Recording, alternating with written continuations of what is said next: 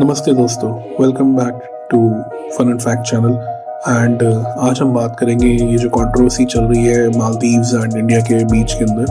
प्रधानमंत्री नरेंद्र मोदी पर आपत्तिजनक टिप्पणी करने वाले अपने मंत्रिमंडल के सहयोगियों को तो मालदीव के राष्ट्रपति मोहम्मद मुइज़ू ने निलंबित कर दिया था, लेकिन चीन का 5 दिवसीय दौरा समाप्त करने के बाद उनके भारत विरोधी तेवर और तल्ख हो गए हैं।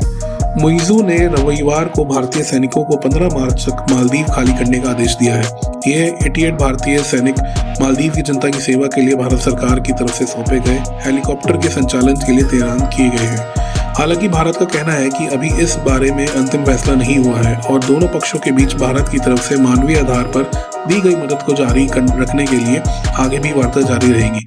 मुइज़ू ने शनिवार को भी भारत पर परोक्ष तौर पर हमला करते हुए कहा था कि मालदीव छोटा देश जरूर है, लेकिन कोई भी दूसरा देश उनको हड़का नहीं सकता। मुइज़ू ने राष्ट्रपति पद संभालने के अगले दिन ही भारत से अपने सैनिकों को वापस बुलाने की मांग रखी थी।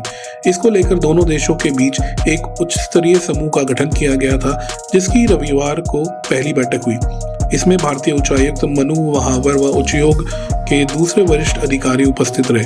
बैठक के बाद राष्ट्रपति मुइज़ू के मुख्य सचिव अब्दुल्ला नजीम इब्राहिम ने प्रेस कॉन्फ्रेंस में कहा कि भारतीय सैनिक मालदीव में नहीं रह सकते। यह राष्ट्रपति मुइज़ू व उनके प्रशासन का फैसला है। उधर भारत के रुख साफ है कि वे माले के इस फैसले को लेकर ना तो संतुष्ट हैं और ना ही इसका पालन करने को तत्पर है। भारतीय विदेश मंत्रालय की तरफ से जारी बयान में कहा गया कि भारत मालदीव उच्च स्तरीय कोर समूह की पहली बैठक रविवार को संपन्न हुई। बैठक में दोनों पक्षों के बीच कई द्विपक्षीय मुद्दों पर आपसी रिश्तों का प्रगाढ़ करने व भारत के सहयोग से लगने वाली परियोजनाओं के क्रियान्वयन को लेकर बात हुई। दोनों पक्षों के बीच भारत के ओडियन प्लेटफॉर्म को आगे भी संचालित करने को लेकर किसी पारस्परिक समाधान पर भी चर्चा हुई। यह प्लेटफॉर्म मालदीव की जनता को मानवीय आधार पर सेवा देने के लिए बनाया गया है।